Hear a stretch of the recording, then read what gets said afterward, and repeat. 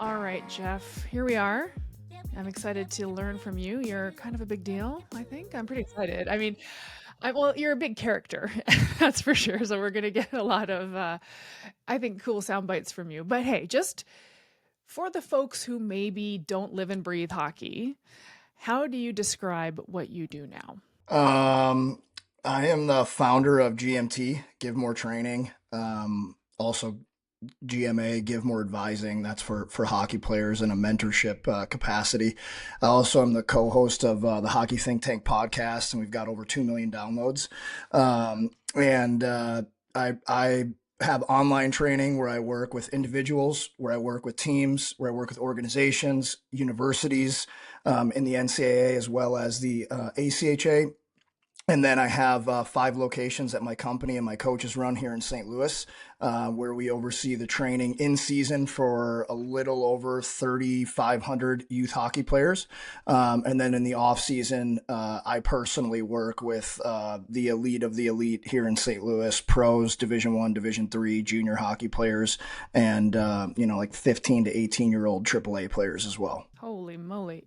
I mean, you must be one of the industry just heroes. I don't know about that, but the only reason that I made it as far as I did in hockey, and I was the captain of a Division I school as a sophomore, and played professionally for 10 years all over the world, was because I absolutely loved training, and I realized at a young age that when I started outworking guys off the ice, that translated to more success on the ice. And then as I got older and older and I went to school, and then honestly reading Mike Boyle's book, Advances in Functional Strength Training, right before I signed in the NHL or right after, and started really implementing a lot of the things that he was talking about when not a lot of people in hockey were doing that. It was still more like kind of old school, powerlifting type of stuff. My career just like really took off, and I've been helping people to train harder and smarter ever since.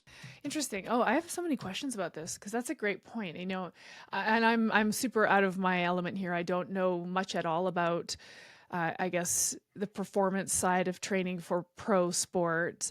Um, why would I know that, quite frankly? But anyway, so yeah, interesting. I really do want to dive down sort of the training modalities and how back in the day the guys probably were just lifting with no training intention behind it, and how maybe how that's shifted. But I just want to go back to one thing that you said. I jotted down while you were giving us your quick origin there. You said I learned that I absolutely love training. Well, I think that's really interesting because I mean, obviously you love hockey. You love the sport of hockey. But when you were telling that story, you said, I absolutely love training. So it's sort of like there's some part of you that got be very interested in the training side of pro sports. So can you explain a little bit more, like, why is training so interesting to you? Well, what happened was I was really I grew up like I was really uh like skinny. My family always, joking around with me like, "Oh, you bag of bones, yada yada yada," right? So I think at a young age I kind of always had that in the back of my head, like I'll show you type of mentality.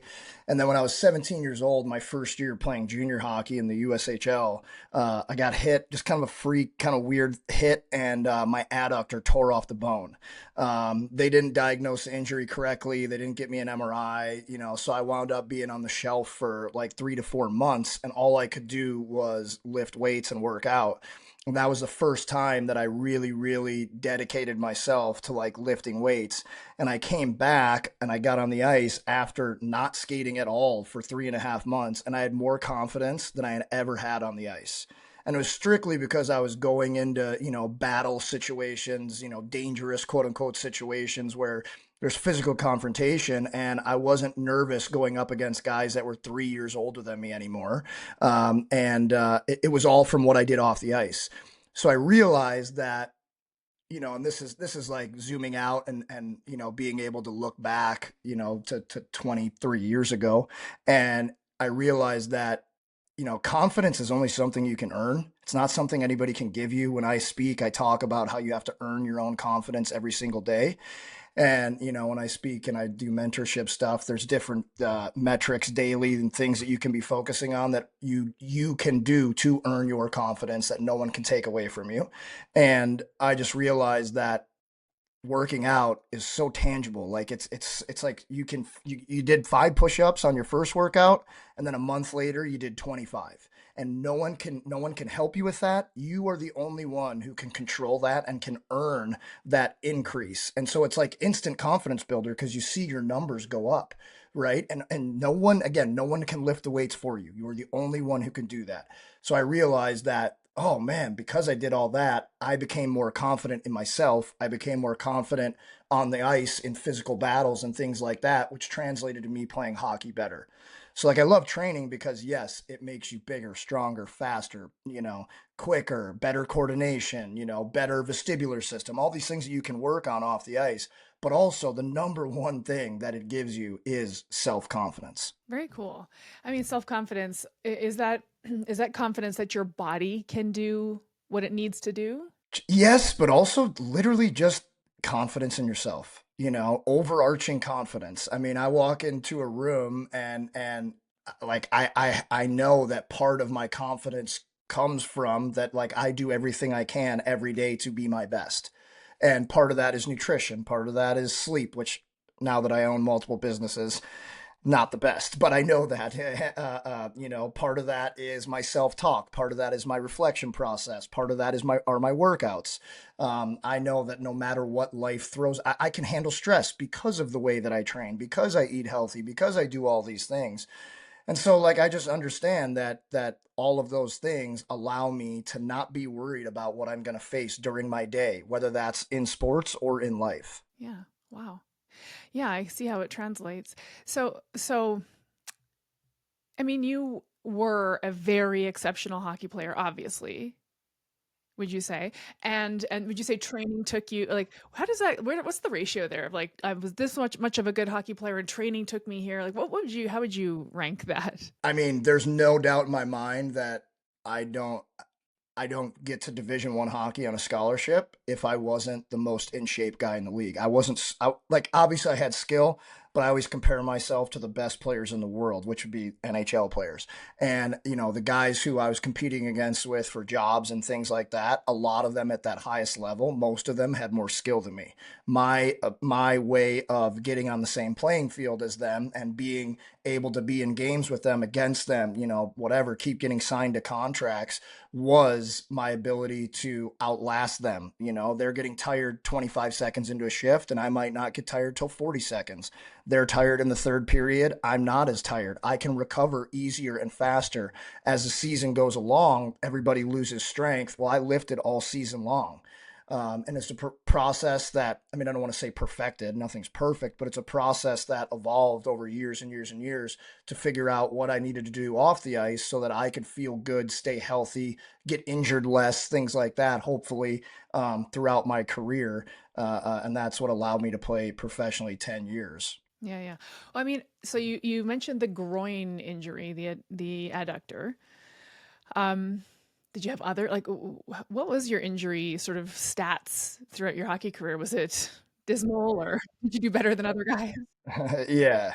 Well, no, I mean, so I signed in the NHL and after my junior season with the Boston Bruins, so I left college early. That summer, training for my first year of my pro contract, I went into the boards full speed. Had a massive concussion, lost memory, really bad whiplash. I saw doctors 5 days a week in Boston for like 6 months. Thought I was never going to play again. Um, uh, uh, Luckily wound up getting to come back from that, but I was never the same player again. So I had multiple concussions after that. I had concussions before that. It was really the only other injuries that I had in my career other than my concussions. I had 14. Um, yeah, I had a lot of them. Slap shot in the face, fight, hit from behind, things like that. Um, the only other injuries I had is I tore my MCL one game. They told me I'd be out 8 weeks. I rehabbed it myself. I was back in four.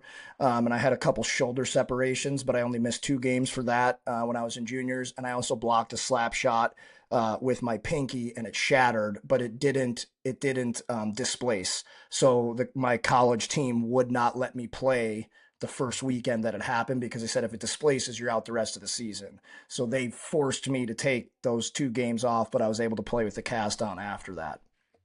I also had, I'm missing a tooth, fractured orbital in a fight, 6 micro fractures in my jaw, blown out sinus, 5 broken noses, but like all those things I played through. The concussions, obviously, you can't really play through a concussion, especially the really bad one I had. I was very messed up. It probably would have ended 99% of hockey players' careers. And also, once you get one bad one, it just really seems like you're way more susceptible to getting more, unfortunately. But it's the main reason probably I didn't have the career that I didn't make millions of dollars like I was hoping to, and didn't have the career I was hoping to. So that pushed me into helping everyone else around me to try and help them have the careers that they dream of, because I'll always have this kind of hole in my heart from what happened to me, happened for me, not to me. And I that's what drives me every day to try and help any hockey player. And I work with a couple guys in the NFL too, but like every hockey player I work with, whether their goal is to score more goals or make the better team or get a scholarship, whatever it is, like if I help any of my guys reach a goal, like it really, really, makes me feel good and helps me through kind of, what happened to me. I mean, wow, 14 concussions. I'm just thinking through this because obviously concussions, they don't. I'm just curious. Do you have a lot of lingering issues from all of these injuries and concussions, or do you feel like you've transcended it to the best of your ability? Yeah, I mean, if I don't sleep, uh, if I don't sleep like back to back nights enough, like I feel foggy for sure. I still take medicine that I've been on since my bad one. I started taking the medicine in 2008. I still take that. I've tried to go off of it, but I don't feel great when I do. And then for me, 100% vigorous exercise. If I do not vigorously exercise, I do not function as well. I think part of that, there's so many chemicals your brain releases when you exercise, especially when you exercise hard. I also think that part of that too might be that like I was literally one of the most in shape guys in hockey. Like you can't really like say that, but like I won testing every single place I played from 18 years old on. That's what I was known for, was being able to outlast guys, being in better shape, being stronger than guys, all those types of things. And it's a reason teams kept signing me even though I had concussion problems. So I think that my body's also used to vigorously pushing itself daily, 4, 5, 6 times a week. So I think that probably affects the chemicals in my brain, maybe the medicine, I don't know, but like I need to vigorously exercise, 4 to 5 days a week. I need to sleep somewhat well, or else I don't feel good. My vestibular system still gives me some troubles. Like I can't ride roller coasters anymore. If I spin around really fast, it takes me a second to kind of find my bearings. Every now and then, like really bright lights will bother me, like really bright lights if I'm staring at them too long. But for the most part, it's not anything that I really notice in my day to day. That's interesting. No, I just think about folks I know that have post concussion syndrome, I guess we're calling it, and for them, vigorous exercise triggers concussion symptoms. But I think this is a good point, which is, your brain and your body is getting used to this cocktail of chemicals, and you were kind of tuned to this vigorous intensity. So that's what your brain likes. Right. Right. That's what I had, post concussion syndrome, until I was able to come back and, battle, between my last game I played and the next game after my concussion stuff was about 15 months. So I was going through it for a while there and it was really tough. I won't lie. But, I learned a lot about the brain, a lot about the vestibular system. And so I kept doing vestibular training once I got healthy, and that actually made me better on the ice. And that's something that I do with all of my clients since 2010 when I started doing, or 2009 when I started learning it. Like I would close my eyes and I'd fall over immediately. Like I closed my eyes and I'd fall over. Like my vestibular system was whacked. It was so bad. But through the vestibular rehab that I had to do 3 days a week, every week for 6 months, I learned a ton. I always asked questions. And then, like I said, I just made that part of my daily routine, part of my off season training. And I started doing it with healthy guys because at first, before I started my training company, a couple pro and college guys would pay to work out with me before I started my company, and I would just they would just do what I did and then just pay me to like work out with me. And so I was like, well, this is why I'm doing this. You're going to do it too. And they noticed that the vestibular stuff helped them be better on the ice. So it just became part of my training, and it's something that I've been talking about, for almost 20 years now that I think all athletes should do. I can only imagine that the list of training modalities that a high level professional athlete needs to factor in is probably immense. Like I can't even wrap my head around. So for example, I'm like a midlife woman, and so I have to lift weights. And I have to do bone weight bearing stuff for bone density. But then I also have to jump and I have to land and I have to do explosive stuff. And it's like I don't feel like I have time for this. I'm just a normal person. But then you think about athletes who have like a vestibular training day, and I'm just kind of curious, like what other types of maybe sort of off the beaten path modalities do you factor in? Well, when I didn't have Instagram when I played. Looking back, stupid, but it wasn't the same back then. It was looked down upon, right? But like I started doing, because of that stuff, I started adding in somersaults, cartwheels, gymnastics, barrel rolls, all these things that work on full body connection, core, body control. And also when you're spinning and rolling and doing things like that, it is working your vestibular system as well. So like when I had Twitter when I played, I got off it, I got back on it. When I started my business, I started showing this as part of our warm up. And I remember people back then, this is probably 18 years ago, 15 years ago, people like, what is this guy doing with these guys? This is stupid. Now everybody's doing it, or a lot of people are doing it, right? We do lots of we play games in my gym weekly, daily almost. But they're games where it's like they look like other sports, but I put constraints on them so that, we're working the brain in a similar fashion, pattern wise, thinking wise, recognition wise, as we would on the ice. So like we do a lot, like again, when I was coming up, it was like you lift weights in a phone booth, and I was the strongest guy, especially pound for pound. It wasn't even close. But then, like even like top two, top three in every lift, which would, if you average it all out, I'd be the strongest guy in the team. And I'd get on the ice and I'd go to hit a guy and I'd fall over. And I was like, how am I this much stronger than this guy? And we get on the ice and he's beating me in battles. And I just realized, like, okay, that stuff, yes, it has an application, but you can't only lift in a phone booth. Hockey, football, life, sports, it's omnidirectional.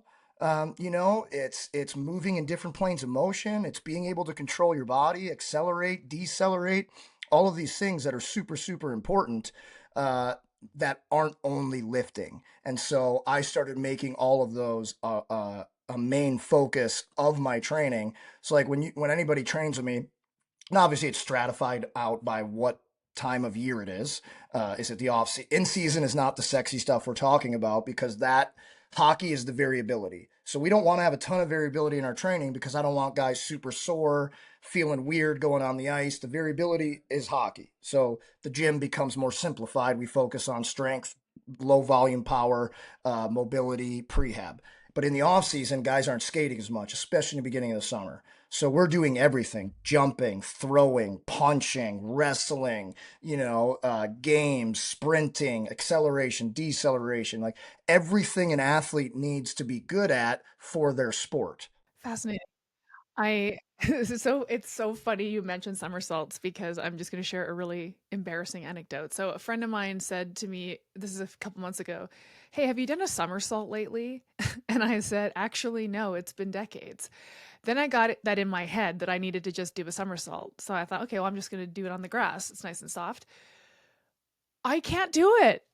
I can't do it. I couldn't get over. First of all, I didn't have the bravery. Secondly, my spine, like it wouldn't curl with flex. So I basically just backflipped onto my. It was terrible. It was so bad. I actually kind of hurt myself. Right. And that's like, I feel like, no offense to you, that's something that, I mean, you don't look very old. Like, that's something you should still be able to do. And what's even crazier is how many kids now can't do somersaults. It is wild how many kids can't do very, very basic fundamental movements, fundamental gymnastic skills. We've had schools that have taken out PE or extremely limited the amount of physical education they get in school in favor of this or that, learning about, whatever fractions. I mean, yeah, yeah, people are using that a lot in their daily life, but we only get one body. Like you can't move. Your life is severely, severely hampered on what you can do day to day. So for me, like that's all things that we do every single day, especially with the youngest of athletes. It's a lot of, and it looks like play, but it's all working on the base of the pyramid that I call it. Like a training should be a pyramid, and the base of the pyramid is foundational movements, exercises, strengths, control, gymnastics, things like that. And again, I've been doing this almost 20 years now with my business, and it's wild how I've seen like every 5 years, like kids become less and less and less athletic. I think a big part of that in hockey specifically is that over specialization has taken over way too early, and it's actually hurting their athletic development. And the most important piece to be an elite athlete in any sport, you ask any professional athlete or Division One collegiate athlete, the best athletes are the best players in their sport.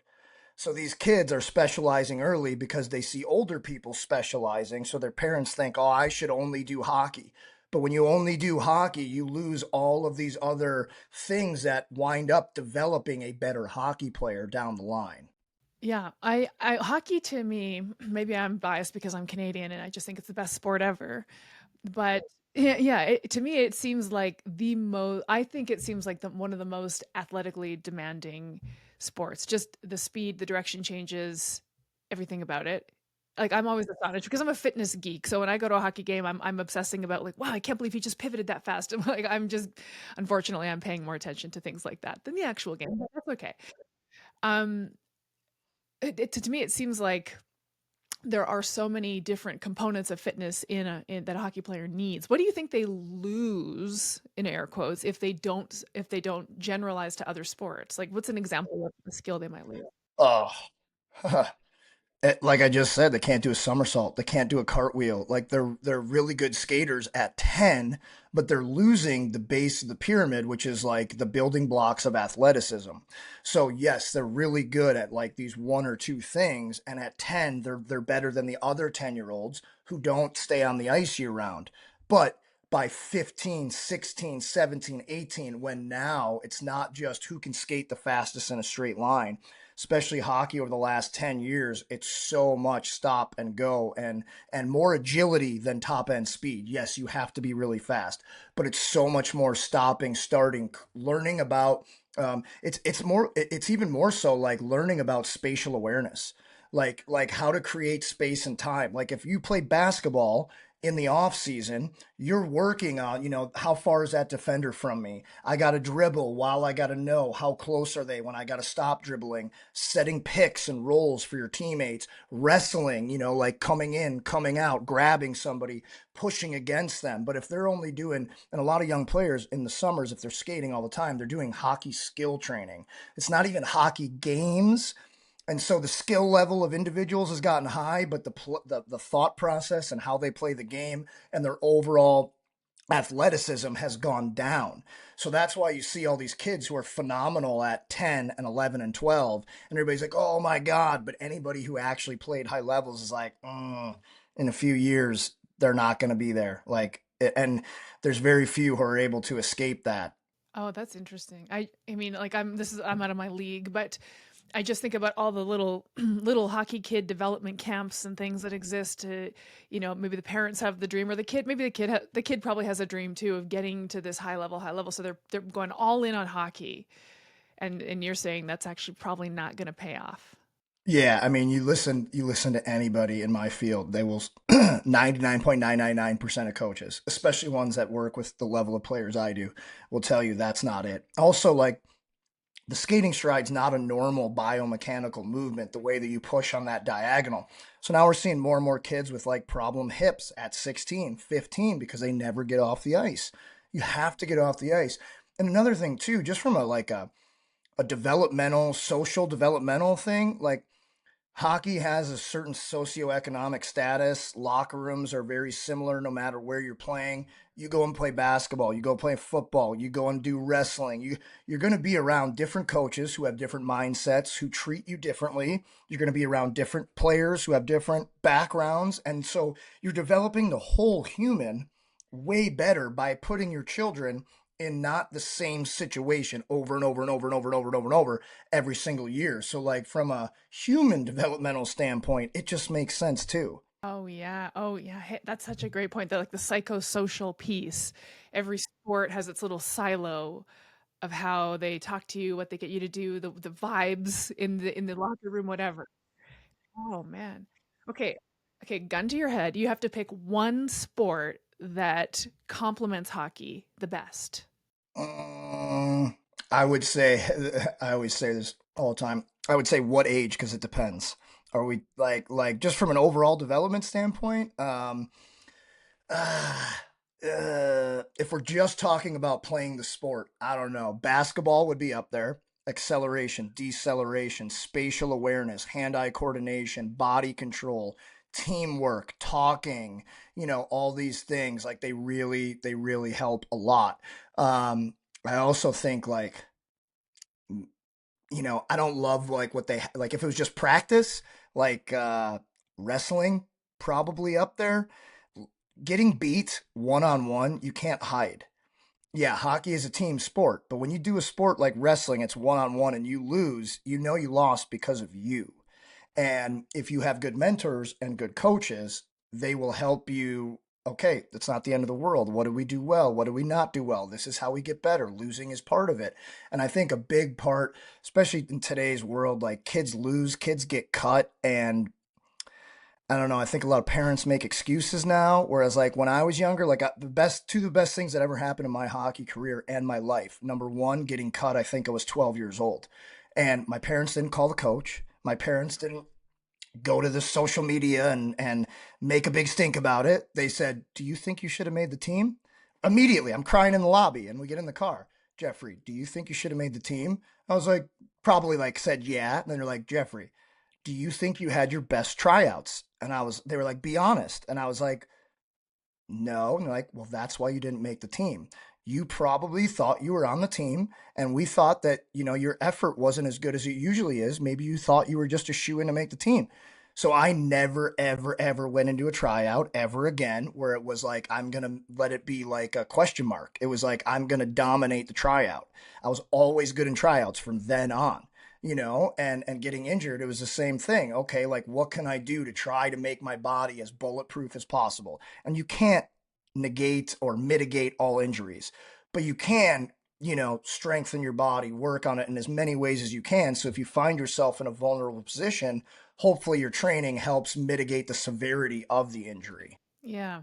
Yeah, I think this big picture idea of the total athlete, there's got to be an element of the type of person who takes responsibility for themselves or is solutions oriented, like not a blamer. You probably can imagine see those two types of people fracture off. Yes. And honestly, like I love working with kids to be better hockey players, but I have found that the way that I do things, like I'm trying to make successful humans and I'm constantly relating back to what we're training and like how what we're doing right now is hard or you getting cut was hard. But like, trust me, if we learn from it, if you reflect, if you learn, adapt, apply, that is, and you overcome, like that is how you're going to be successful at everything the rest of your life. And especially right now, at a time in the world where everybody wants everything easy, probably because of social media and the implications of seeing successful people without seeing the hard work and all these other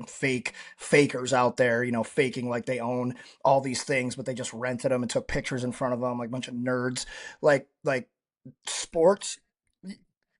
Yeah, yeah, yeah. Like you guys are losers. Like get out of here. But like sports, when I was growing up, at least hockey, all of my coaches, everything they taught me are the reason that I was successful in hockey, but they're also the reason I'm successful in life and I'm happy in life because I don't point fingers. I always look in the mirror and go, well, what could I have done to make this situation better? What could I have done to not have this decision be in the hands of someone else? Things like that that allow me to fulfill my dreams and be happy and content because I'm always doing the work to earn whatever it is I want to earn. Unfortunately, the world seems to have taken a little bit of a nosedive with parents calling coaches instead of kids calling coaches.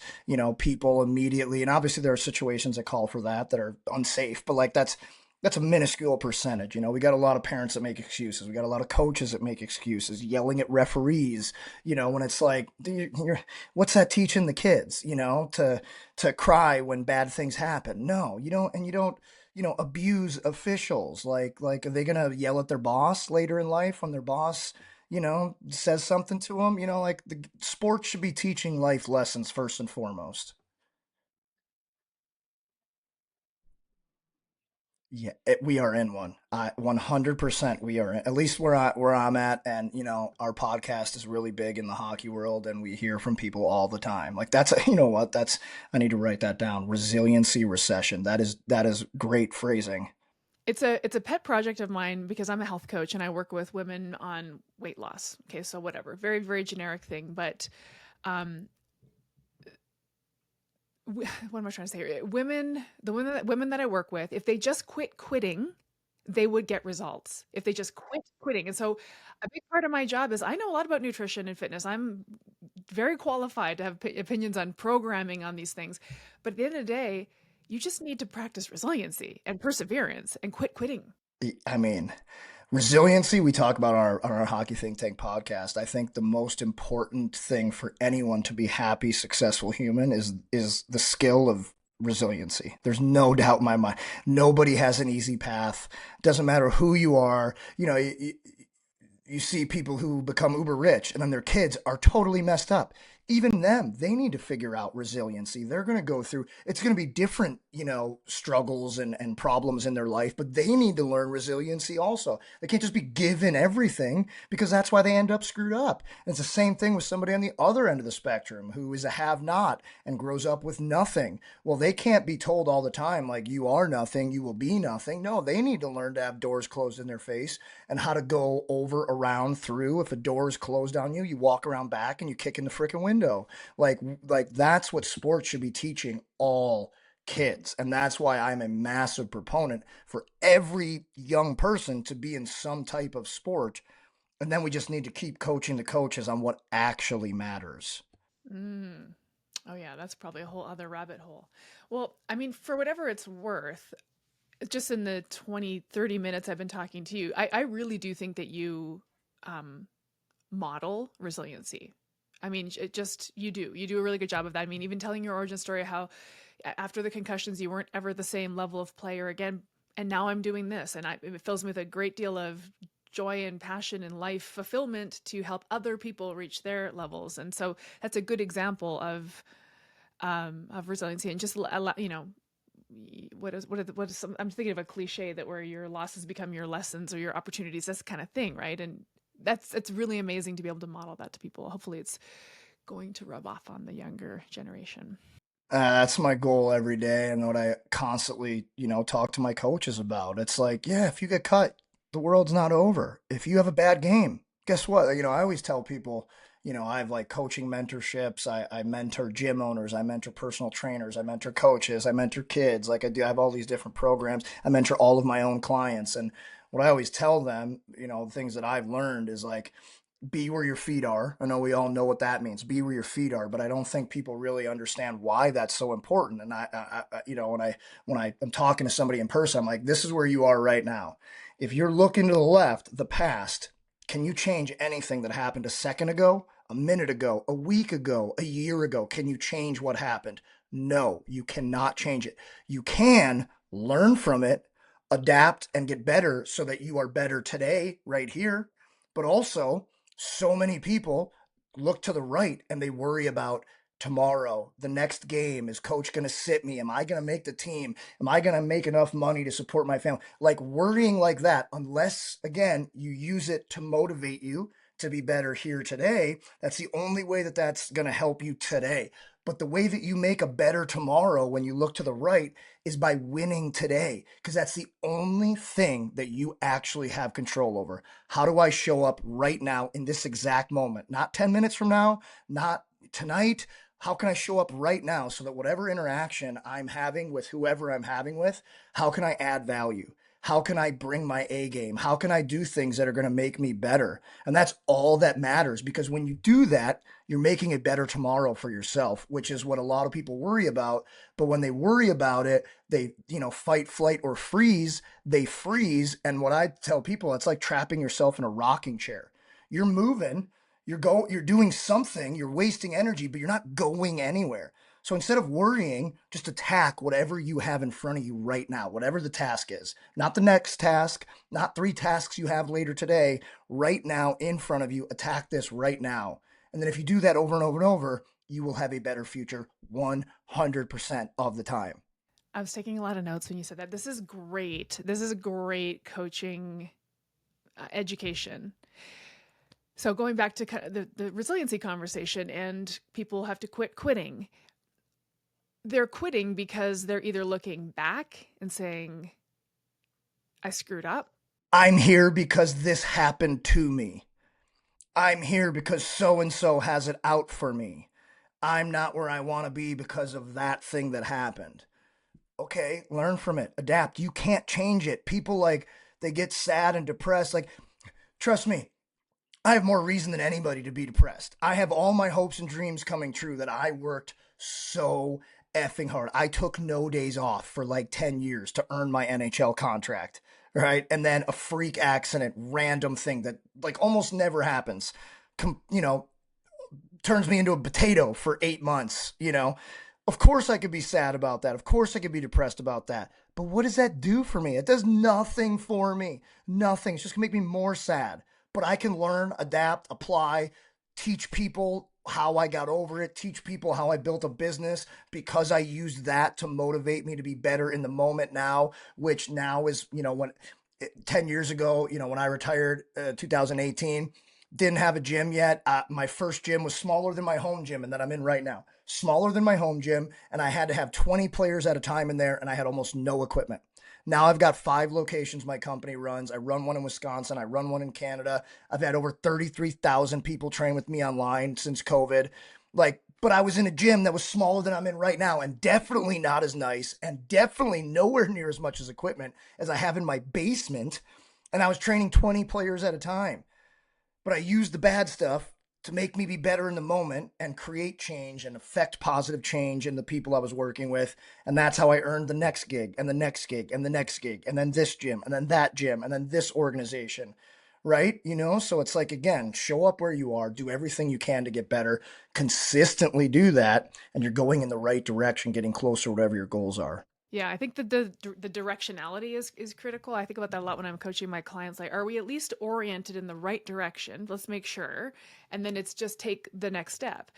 So, just to kind of close a loop on this, people do ruminate on their failures and their screw ups and what happened in the past. And then, how do you think that overly looking ahead? What is the flaw there? You're too focused on what's to come. Well, just it's not even, it's not really like you can have the goal. You need the goal, because you have the goal, then you reverse engineer steps back to what you can do right now today. But a lot of people have that goal and it's so lofty, and or they're worried, will I ever get to that goal? And then they just sit still. It freezes them. I can't tell you how many coaches that reach out to me, and like big businesses in person, and they're like, oh, our overhead's so high, and our expenses are so high, and I'm like, do you have an online thing? And they're like, no. And I'm like, hey, my online business freaking crushes. I've worked with 33,000 plus people over the last 5 years. I'm working with Division 1 universities and all these people. I will literally show you step by step how I built it and how you can start implementing it, how you can create another vertical or 2 inside of your training business. And I tell them step by step, and then they'll call me for, the 3rd call. And I'm like, okay, have you done step 1, step 2? And they're like, no.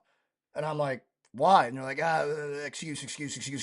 And I'm like, Okay, like, and they're frozen. They're worried. They're, what are people going to think of me? Or this isn't good enough. Or yeah, nobody's great at anything when they start. Like if you scroll back to my Instagram to when I first retired in 2018, it's hilarious. It is embarrassing. It is awful. But I knew, just like in hockey, I didn't become a pro at 3 or 4 or 10 or 15. I didn't sign an NHL deal till I think I was 23. So I was playing hockey for 21 years, right? And so I just always think about that. I'm not going to be good at anything. Our podcast was embarrassing the first, probably whole first year. We had like, over the head wire microphones that sounded like crap. We'd talk over each other, but we listened to our episodes.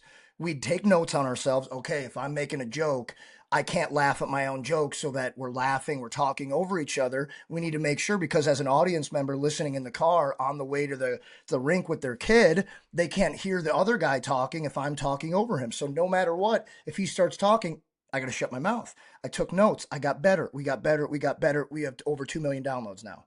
It's the same thing with my business, same thing with hockey. You're not going to be good at anything when you start. The only way to get better is to start right now. 100%. I mean, yeah, obviously, this translates to so many things. So this is us working with our clients. This is also us as coaches trying to build something. You build a very successful business. By the way, I think it should be illegal to be able to scroll back to 2018 Instagram. There's a statute of limitations that's run out on that. I can't be held responsible for whatever stupid stuff I posted then. It doesn't matter. Oh, nice. Yep, that's right. That's right. So you have built this very, very successful business, and there's an in-person component, brick and mortar component. I'm very curious about the online component. You've worked with 33,000 people since COVID. I love that we're using that as a a timeline orienting you. But anyway, 2020. In the last 5 years, you've worked with 33,000 people online. So are these all hockey players or athletes, or is it like Gen Pop people work with you too? Mostly hockey players, and like that 33,000 number, they could have bought one 4 week program, right? It doesn't mean they've trained with me for, whatever. It's like, they could have bought a 4 week program. They could have trained with me all summer. They could have been on a team that works with me all in season or all off season, right? And during COVID, especially in Canada, I gave away free programs, like, I don't know, maybe like 3 to 5,000, like a lot, because Canada was way worse than the U.S. And we had so many people that were already listening to our show, because our show was already 2.5 years in at that time, 2 to 3 years in. And I remember talking to people in Canada like a year into COVID, and they still weren't allowed in gyms. So I put out there on my podcast, and then like I was on a bunch of really big podcasts. People had me out because I started my online training. What I was very lucky. Uh, being prepared, and then the right thing, opportunity happens, is massive. I actually thought that I might have had like a miniature heart attack in 2020, probably 2020, August of 2020. I was coaching 14 hours a day in the off season. I had over 100 athletes, I think like 140 on Mondays and Tuesdays, and 100 on Thursday, Friday, and like 60 on Saturday, 80 on Sunday. And it was only me coaching in my business at that time, putting out a lot of energy. I was going through a divorce. I wasn't sleeping enough, wasn't taking care of myself as well as I should have because of how much I was working. And I just got my first location, and, just all these different things. Right. And, I remember just like yelling, and I was like, oh, it doesn't feel good. What's going on? Right. And yeah, but maybe it wasn't, who knows, but it scared me enough that I was like, okay. And I had already been running my business since, whatever, 2011. I don't know. And I was like, I have big goals. I want to work with this. I want to have a gym in every rink in St. Louis. That's always been my goal, to help as many players as I possibly can, then franchise outside of St. Louis. And I was like, I can't continue to work as hard as I am physically and mentally and emotionally, and scale to what my goals are. Like, I have to figure out how to grow, and talk to a bunch of people who are mentors of mine and business people, and talked about scaling. And I was like, okay, I'm going to get into the online space. One problem: I am computer illiterate, as demonstrated by how hard it was for me to figure out how to get onto this podcast using your app here. So luckily, I had a friend who owned the Train Heroic. I had a friend of a friend who owned the Train Heroic app. So I reached out to him. He was gracious enough to have a call with me. Blah blah blah. I went in and I filmed like my first 50 videos, and started like just with some of my current clients was like, hey, I'm going to send you some online programming, try this out, give me feedback, let me know, what do you like, what do you not like, what's working for you, what's not working for you. So they gave me feedback, and then 2 to 3 weeks later the COVID shutdown happened. So I had just enough knowledge of how to build out a program, but really wasn't great at it. I had these 50 videos that I had started filming to start this in like a year. I just was going to like give myself a slow drip, learn how to do it. So I was like, oh my God, like all my guys, everybody's got kicked out of gyms in the US and Canada for 2 weeks, like a 2 weeks to slow the spread, that bullshit. So I was like, everybody's out of the gym for 2 weeks. Well, me thinking the way that I think, I'm like, all my guys are going to work out at home. They're going to get an edge on everybody who has to take 2 or 3 weeks off. So I stayed up for 3 straight days programming a 4 week program. Or I think it was 3 weeks. It might have been a 3 week program to start the off seasons. And I literally took me 3 days. I did not sleep for 3 days. And now I can do that in an hour and a half, 2 hours. And I dropped the program, and a bunch of people in Canada reached out and said, my parents are laid off work. Like Canada was way worse. They're not allowed to work, blah, blah, blah. So I sent a bunch of people in Canada it for free. Then I went on some really big podcasts in the NHL. People had me on who have massive audiences at talking about this thing, because I was like, hey, I'm only going to make this $25. There's videos of me doing everything. I'll show you how to make homemade weights with a scale, a backpack, and some rocks. Like just, creative stuff. Like I don't believe in excuses. Yeah. And that program wound up making $10,000 in the first 30 days. And like, I remember talking to the owner, Josh Schucher from Train Heroic, and I was like, wow, I'm gonna make 10 grand in the first 30 days. He's like, let's go for 1,000. Let's go for 1,000. I said, you don't know me, bro. I'm gonna make 10 grand in the first 30 days. And on day 29, I hit over $10,000. And then I gave away so much for free to the people in Canada over the next year. And I kept building out more and more programs, and then it's just kind of grown from there. So like I was luckily prepared a little bit for the opportunity that occurred, and then that kind of spawned everything, and I learned on the go, and since then, got better and better and better, and filmed better videos and all these things. Damn, I love that. I think I love that story because you kicked it off by declaring yourself tech illiterate, like not non-tech. Oh, embarrassing, embarrassing. I don't know how to use Excel. I still don't. I don't, like, I can barely use Microsoft Word. Well, I don't think you need. But the thing is, the tech. There's two things that stop new health, fitness, and nutrition coaches from starting a business, which an online business, which you did. You started it. You built the thing. You stayed up for 3 days. You built it. You sold $10,000 worth of units in the first month because you're like, I'm just going to figure this out. So again, that's that sort of aspect of your personality. But the two things that stop people from starting an online business is, number one, I'm not good with technology. To which I say, fair enough, but it's 2026. So, it's probably time to let go of that limiting belief, dear, because we're all robots and cyborgs now.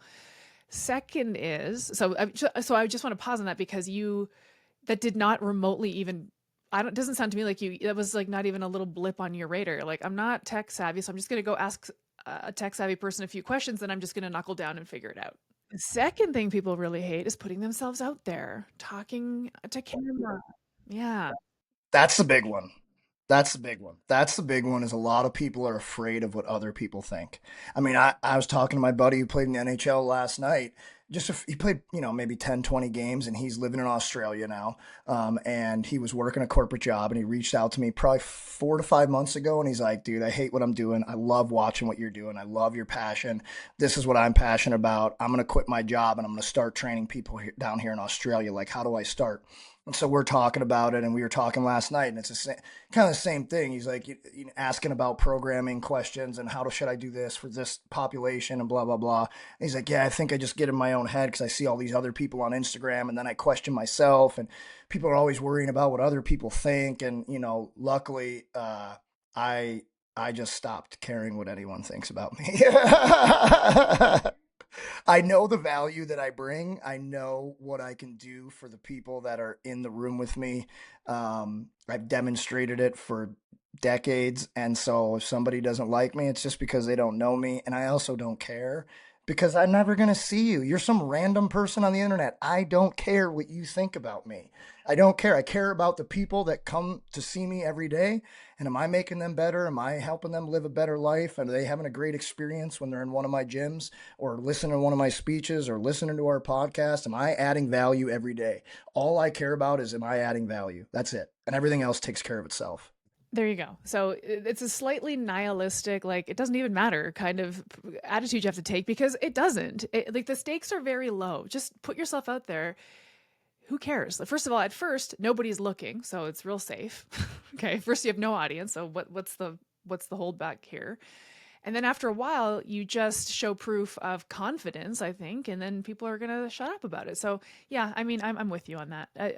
People are really, really worried about the opinions of people whose opinions absolutely don't matter in the slightest. What do you want to do? Just go do it. Just go do it. Yeah, what's that saying? Those that matter don't mind, and those that mind don't matter. And a great feature on social media, block. Block. I forget you ever existed. You mean nothing to me. Don't care. You're not somebody who's going to work with me anyways.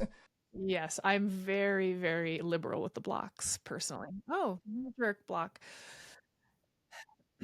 I have so many more questions to ask you, but I just want to, we're getting close to our time here. But one of the questions that I have written down that I think would be fun to kind of wrap up, I think it would be fun. I don't know. Is so I like imagine, okay, it's the off season. It's the off season. So I'm going to orient us. It's off season. You're working with, I don't know, let's call it, I don't know, maybe like a junior player, maybe like it's a college player, somebody at that level. What is the most boring thing you get them to do that they roll their eyes or like, why are we doing this? Like, what is the most simple, boring, basic thing on like the foundation of this pyramid that if somebody looking in was peeking in the window, like, what are these athletes doing? What would that be? Our warm-ups, honestly. Like somebody who comes to my gym, if they're new. Well, the good thing about my gyms is like if you're new, there's 20 other guys in the room who are not new. And so like you can't not do things. And guys have told me this. I remember having this conversation last year with a guy who's only been, this was his second off season with me. And I was like, he said, "Hey, my buddy's coming in town. Can he train with us?" And I was like, does he work hard? And he was like, yeah. And I was like, well, as long as he works hard and he doesn't mess up, the group, yeah, he can come in for the weekend while he's here, whatever it was. And he's like, but it honestly doesn't matter. And I was like, what do you mean it doesn't matter? He's like, you can't come here and not work hard or not pay attention to detail because there's a room of 20, 25 guys who are, and you'd be embarrassed. So yes and no, but like the warm up, like we do a lot of like DNS and ground based warm up and prehab and stuff that is very monotonous, but monotony, consistent monotony on the little details equals success. Business, life, sports, training, nutrition, all those things, like it's not one big sexy thing once a week or once a month. It's the little details done well over and over and over and over and over. And you have to learn to enjoy the monotony. And now, something that I try to always do is make every single day fun. No matter what, you're going to have fun in my gyms, which a lot of people in the beginning were like, what are they doing? Why are they doing this thing over here? Well, because they have fun. And guess what? When they have fun, they want to come back. When they want to come back, they're consistent. When they're consistent, they get better results. So it's like, again, reverse engineer. What do I want? Results. Okay, let's slide that back down to what we can do today. We can actually have fun in training. Okay. So I'd say like the warm ups or, the breathing at the end. We do diaphragmatic breathing at the end of every session. And in the beginning, when kids are young, not the age we're talking about, but I have to be like, hey, I take this just as serious as a workout. I'm going to turn the lights off. If you talk or if you laugh, I'm going to kick you out of the gym. Okay. Because recovery is how you get stronger. We break our muscles and our bodies down in the gym. We build them back up through proper recovery, which is proper breathing, sleep, nutrition. So I want you to focus on clearing your mind, listen to this relaxing song, belly breathe, yada, yada, yada. And if once I get them to buy in and they actually do it, I do it, I turn the lights on. I say, don't move. Okay, raise your hand. Who feels more calm? Who feels more relaxed? They all raise their hand, then they're bought in. But at first, if they're young, they're giggling and whatever, and I have to shepherd them through that part. So that might be the other one, either the warm ups or the breathing at the end. Shavasana at the end. um, that's interesting because you mentioned earlier that some of these components that you work on. I jotted some of the things down. Like we have this components of fitness like strength, power, explosiveness, whatever. But you said things like sleep, which I love, self talk, self reflection, sort of like nervous system regulation. Like these are as critical as the fitness, the true fitness stuff. Yeah. 100%. I mean, your self talk, nobody talks to you as much as you talk to yourself. If your self talk is negative, that's going to lead to negative actions. So it's like, and I always tell players, like, how you talk to yourself matters so much because if you're always talking about your goals, if you're always, your talk is, I believe in myself, I can do this, I can get better, yada, yada, yada. You come to a fork in the road where you have to make a tough decision. You're just automatically, the action you take is aligned with your goals. Whereas if you're always, I'm not good enough. Why me? Why did that happen? Oh, I'll never get to that point. It's going to be so hard to get there. When you come to the fork in the road, your action is going to go to a place that leads you to not be closer to your goals. Like I used to write down hundreds of times a day, I am a good hockey player. I believe in myself. My mom told me to do that. My grandma told me to do that. I write notes. I mean, I don't know if you can, I'll turn this around. My office is over there. Like I've got notes on 3 boards over there that are across from my desk, and like I have, I will put Kylie, that's my wife, and my daughter Sophie first. I will focus on daily consistency. I will focus on impact. Impact equals opportunities later. I have I will tattooed on my forearm. When I look down, I read that. I say 3 goals that I have. I used to write my goals on my phone because if you're always having positive self-talk, like I said, it will lead you when you come to things that you don't even realize it's happening in your brain. I could choose French fries at every meal this week, or I could get the burger and broccoli. I made one better decision. Well, then that's going to lead to a next better decision, the next better decision, the next better decision. But the opposite is true as well if your self talk is negative. Oh my gosh, this is incredible because one of my favorite things about this conversation has been that although I'm a fitness and nutrition coach that does not work with athletes, I work with menopausal ladies, or maybe somebody listening to this works with midlife dads trying to manage their dad bod, or somebody who's postpartum or whatever. We all have our different specialties, but everything that you say it just is just true of every population that's trying to improve. Period. 100%. 100%. Your self talk is the most important. Your self talk affects your actions, your daily actions. Like we just said, your small daily actions done over and over and over are either moving you in the direction that you want to go or they're taking you further away from the direction you want to go. But it all starts with, how do you see yourself? How do you, I mean, one of the reasons that my first marriage failed is I remember, I wasn't playing in the NHL. We were living in Norway at the time playing. And I said to my ex-wife at the time, like, no, I'm not going to eat that. Like, I'm a Ferrari. Not meaning like I need to treat my body and my brain like a Ferrari. And I remember her being like, you're not a Ferrari. And I was like, wow, I can't believe, like, wow, okay, that's a problem. Like, I don't talk to myself that way, but you don't talk to me that way. And, she was a complete, very negative person and, things like that. And obviously, didn't work out. And that's why. And my current wife is the complete opposite, like we're always conscious of our self-talk. We're always conscious of how we talk to each other, how we talk to our daughter, how we speak in front of our daughter, because all of those things are going to affect your daily actions, and that's going to lead to your happiness, your productivity, all those types of things. Okay, my final question for real, for real. Let's say this isn't going to happen, but this is just a thought experiment. Let's say you had to pivot again in life. So, for whatever reason, what you're doing now, just not doing it anymore, but you still have your audience, you still have your skill set, you still have your values and all the stuff that makes you really unique and powerful. What would you rebuild? How would you rebuild from that? What would you do next, or what would you rebuild first? I honestly, I have no idea, but I know that I'd be successful at whatever I do. Like I have complete self confidence, and I also believe, one of the biggest mottos that I live by is how you do anything is how you'll do everything.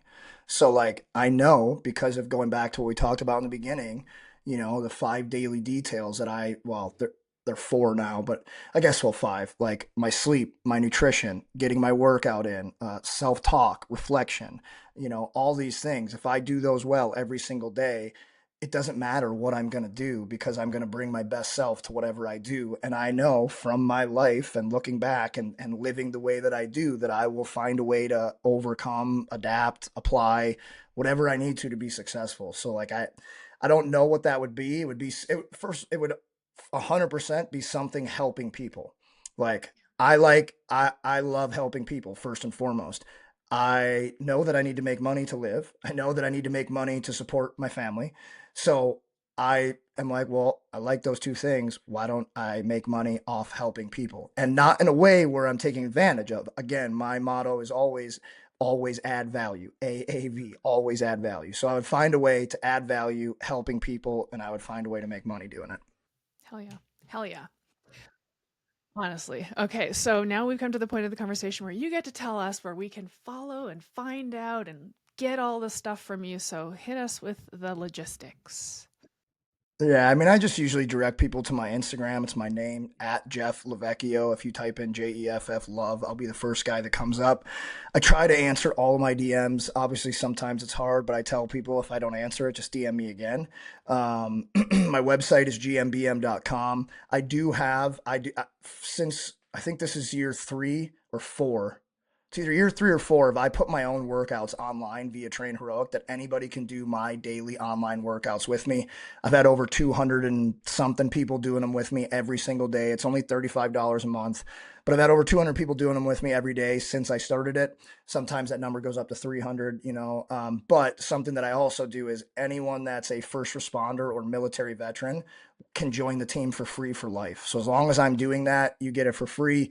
All you have to do is DM me on Instagram and say, I'm in this branch of service, whether you're a cop, firefighter, EMS, any form of military veteran.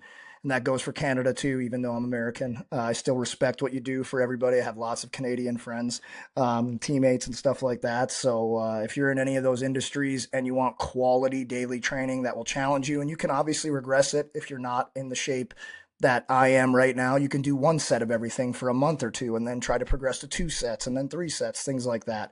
But it's videos of me coaching and demonstrating every single exercise. So everything that's done every day, there's videos of me demonstrating and coaching so you can actually learn the form, which I think is the most valuable part because people pay me a lot of money because of how we do things. What is the exercise? How is how you do it efficiently, effectively, safely. So again, if you're a first responder, you can reach out to me, join my Give More, Be More online training team. And then I have online training programs throughout the summer, mentorship. That's all available at my website, gmbm.com. Sweet. All right. This was an amazing conversation, Jeff. I think we scratched the surface. We covered a lot of ground, though. It's so applicable to coaches listening. So I'm really grateful for all of your wisdom. And it was nice hanging out with you too. Awesome. Absolutely. Thank you very much. Love what you're doing.